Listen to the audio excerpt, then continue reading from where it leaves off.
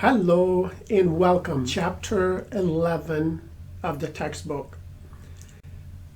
In this chapter about ethical leadership, we will try to demonstrate the importance of leadership in creating an ethical culture in any organization. And finally, we will conclude with a model to address ethical issues and some misconducts that can be disastrous at times. So how do we manage those crisis moments becomes important in terms of what happens to our brand, to our company, to our corporate culture, in the pride of our employees.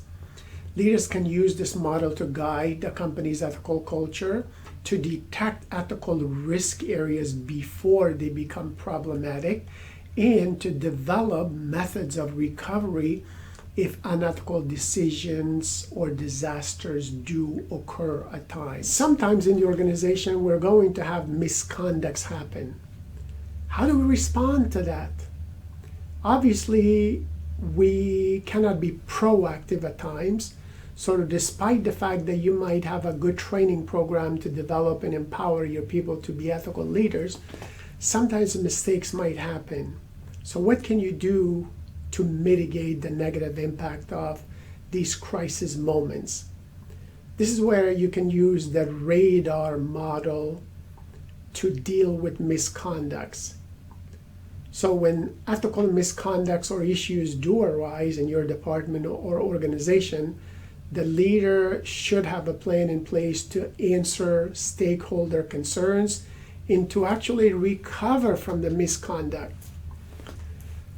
So the authors have offered you the acronym RADAR to describe an ethical leader's duty to first recognize ethical issues in a given situation, second, to avoid misconduct whenever possible, and to detect ethical risk areas, and to answer ethical concerns when an ethical issue comes up to light, and finally to recover from a misconduct disaster by improving upon any of the weaknesses in the ethics program.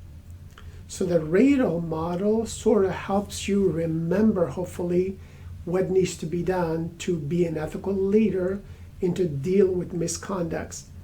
Recognize, avoid, detect, answer, and finally recover. These are the options based on the acronym RADAR model. Keep in mind to use the RADAR model for dealing with misconduct recovery.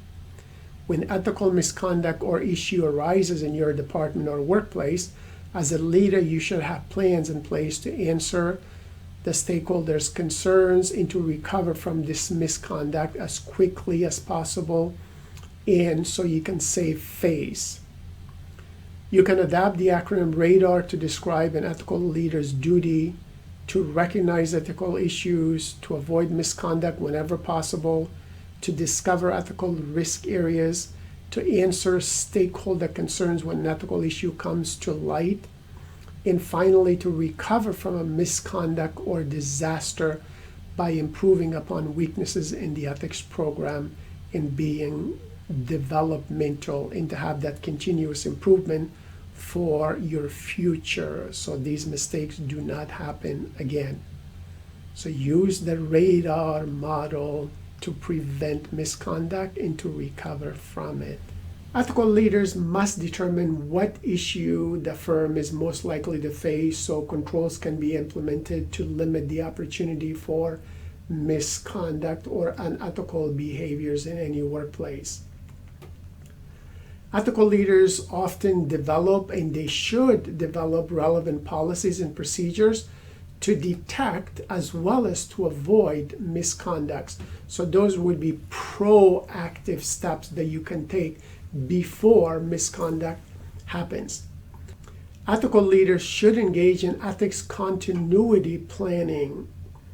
Ethics continuity planning involves the identification of certain risk areas in the development of contingency response plans to deal with the major issues or misconducts given that they happen in your workplace and it's under your control.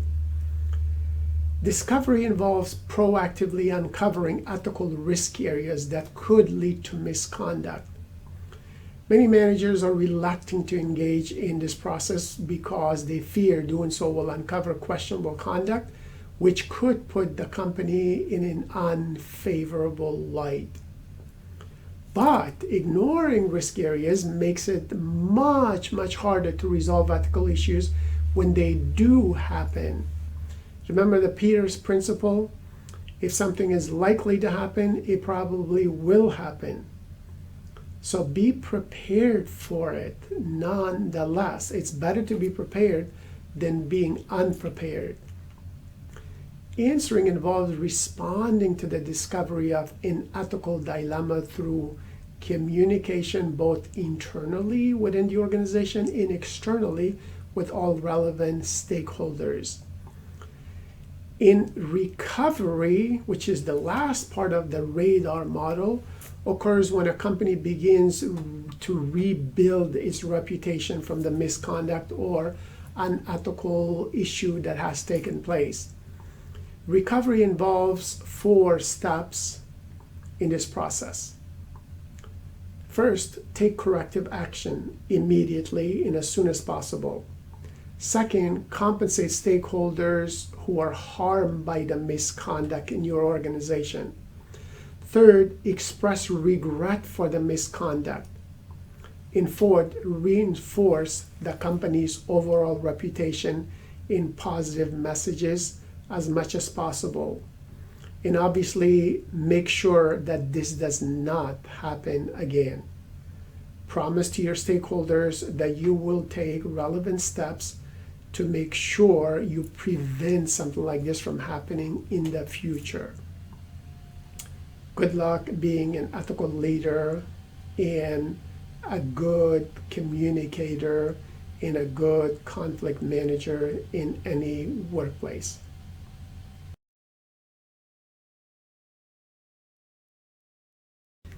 Ralph Waldo Emerson wrote that what you are shouts so loudly in my ears, I cannot hear what you say. As ethical leaders, you need to be concerned about not just yourself, not just your immediate employees and colleagues and family members, but you need to be concerned about global leadership and global ethics.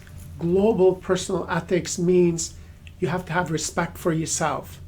You need to have respect for the community where you live in other communities. You need to have respect for life. You need to have respect for the future. And you need to have respect for our environment, for sustainability of this world. That would be effective leadership if we can have respect in all of these areas that I just mentioned. So effective leadership on a global scale requires respect for self, for community, for life, for the future, and for the environment overall. Respect for self means you need to learn to respect yourself and learn to value yourself, which is basically the first universal principle of global personal leadership. Self-respect creates self-confidence in ourselves.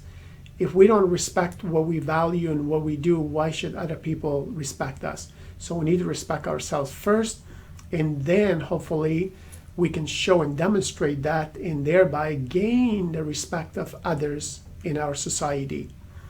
You need to have respect for reality. It basically means admitting the truth, being honest, and having integrity regardless of the situation or the cost. In the real world, what can go wrong often does go wrong. That is the Peter's principle that I've alluded to in many of my lectures in the past, in this course and previous classes. And respect for the community means that you are not alone in all of your decisions, have a domino effect to others who have this interdependent relationship with you around this globe. You're part of a community. The community might be small, but keep in mind when you look at it from a global community perspective, we're all interconnected. Think about the COVID-19 coronavirus. How long did it take to pass from Asia to Europe or to North America into Africa? Not very long. It was just a matter of days and weeks where everyone was impacted. So that's what we mean by having respect for the community, and more specifically the global community, because we're all interdependent. What happens in one part of the world seems to impact us in other parts of the world.